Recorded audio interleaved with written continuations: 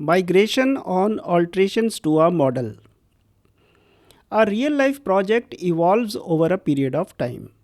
This process necessitates additions and alterations to the model classes.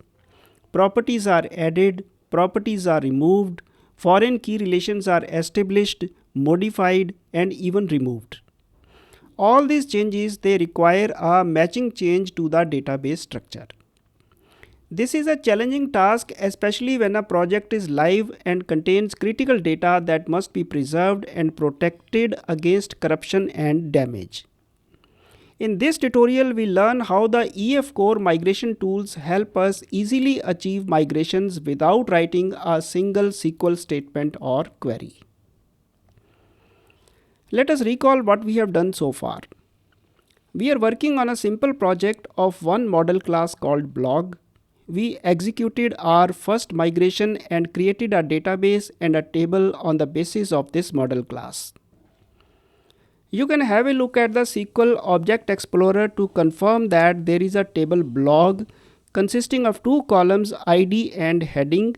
These columns correspond to two properties on the model class. Let us now modify our model by adding a property called date of publish. So add a property of datetime data type, and now our model has three properties, but the database has columns for only two of them. There is no column corresponding to the newly added property. The model and the database are out of sync now. Our task now is to use the EF migration tools to add a new column to the current database. The database is in use, it is in production, so we have to rule out the possibility of deleting it and recreating it from blank.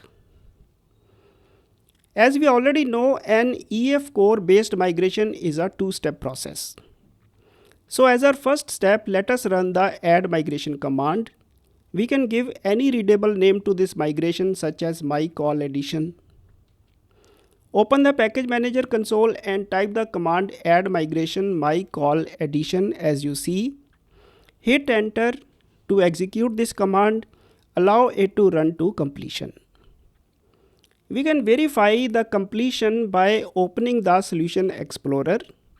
The migrations folder now contains a new source file for this migration. Next, let us execute the migration. Open the package manager console and type the command update database. Hit enter to execute the command and allow it to completion. So that's it. We didn't have to write a single line of SQL code. Everything was handled by the EF Core migration tools.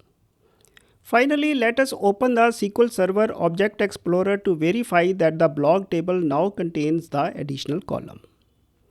As you can see, a column for date of publish has indeed appeared in the table. So in this tutorial, we have demonstrated a simple migration, but the steps remain the same even for the most complex changes to the underlying model classes.